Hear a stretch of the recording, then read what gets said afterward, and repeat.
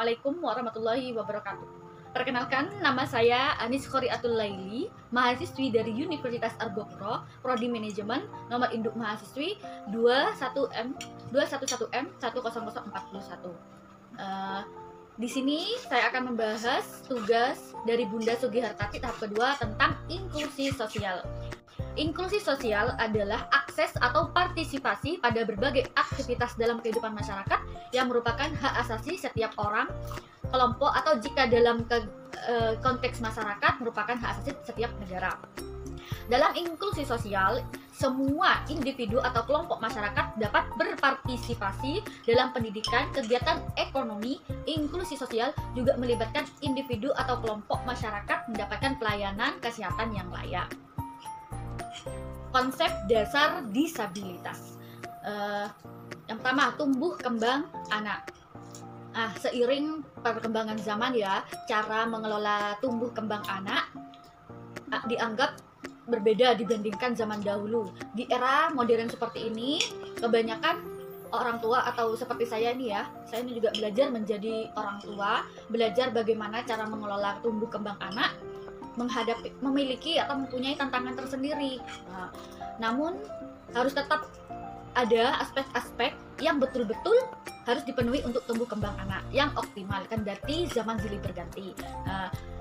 Di sini ada 5 aspek tumbuh kembang anak, yaitu kognitif akademik, sosial emosional, motorik halus, motorik kasar, perkembangan bicara bahasa. Yang pertama, kognitif akademik, yaitu proses otak yang mendasari banyak aktivitas sehari-hari dalam kesehatan dan penyakit sepanjang rentang usia, berfungsi ya untuk mengatur pikiran dengan tindakan. Kognitif dipelajari melalui proses mental dan persepsi sensori. Kognitif akademik berkaitan dengan semua kecerdasan, daya ingat, dan daya tangkap. Yang kedua, sosial emosional.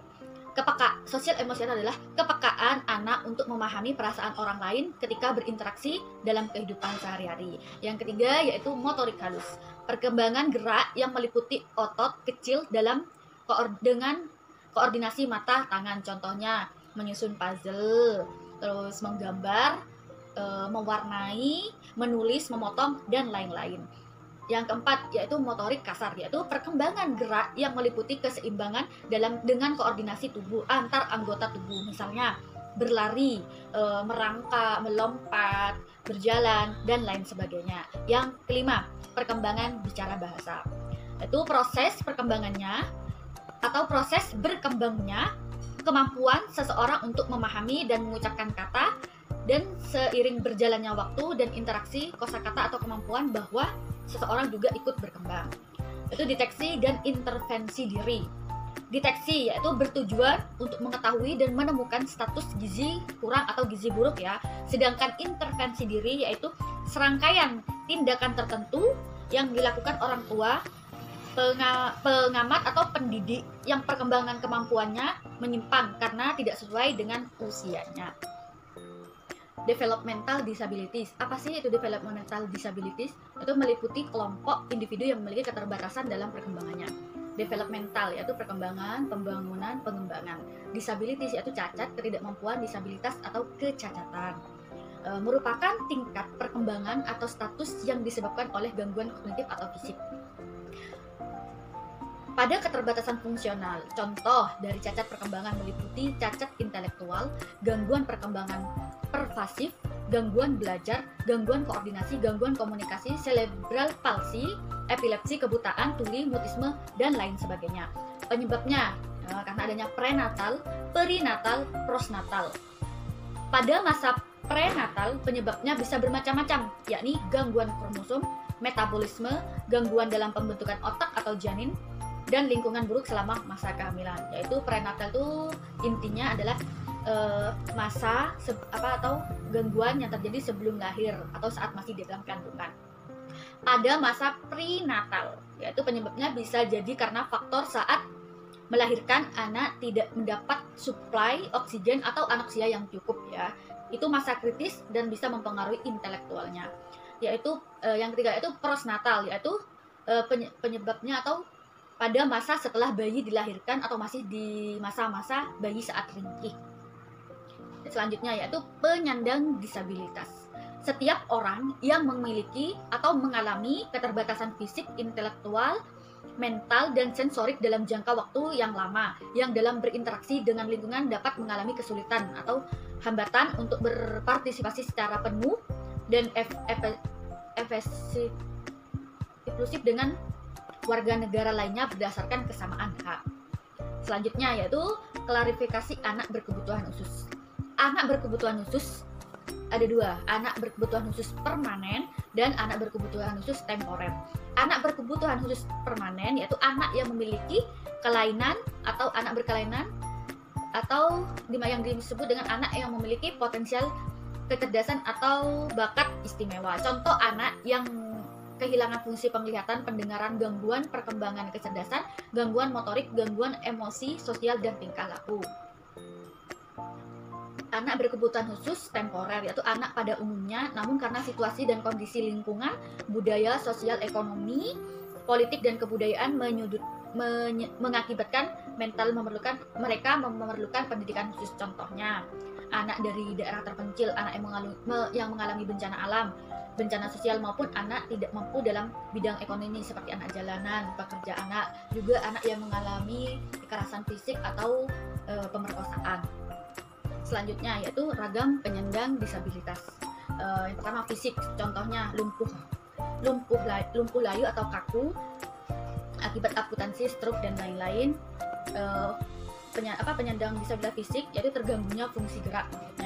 Yang kedua intelektual, yaitu seseorang yang memiliki keterbatasan tertentu dalam fungsi dan keterampilan kognitif, termasuk keterampilan komunikasi, sosial, dan perawatan diri.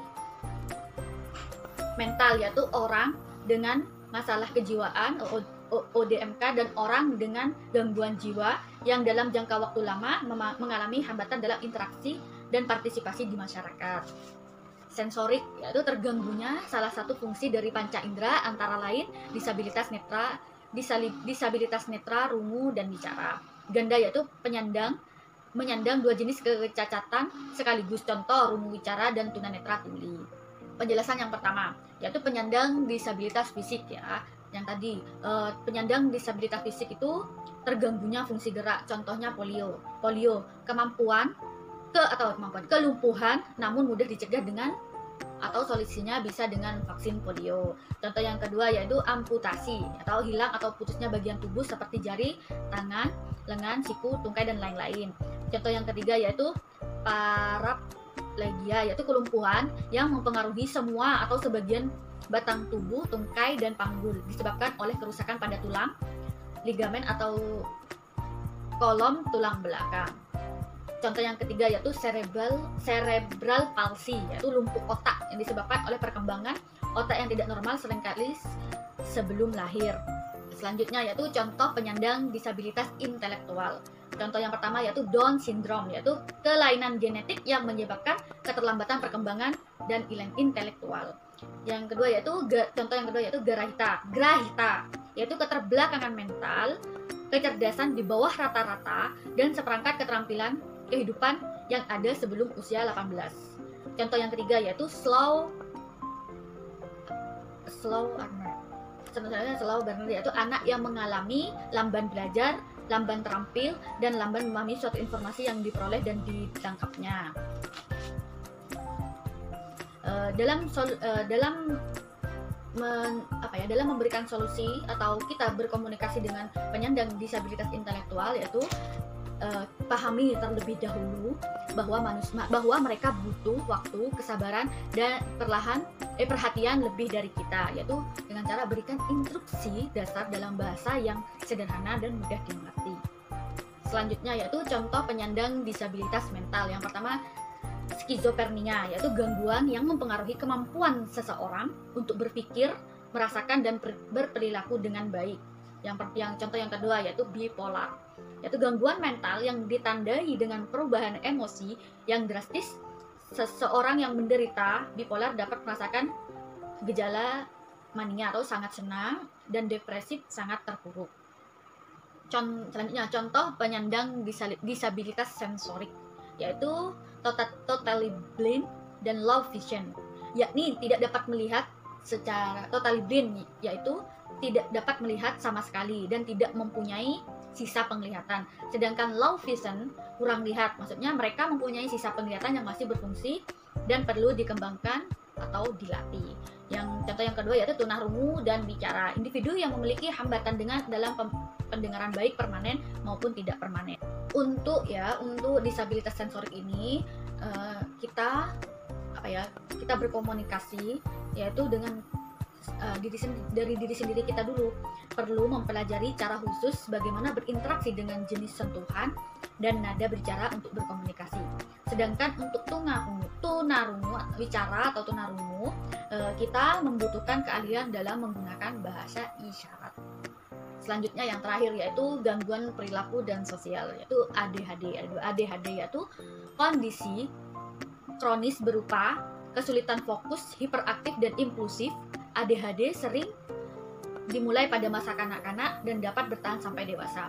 ADHD menyebabkan rendah diri, hubungan bermasalah, dan kesulitan di sekolah atau dalam pekerjaan.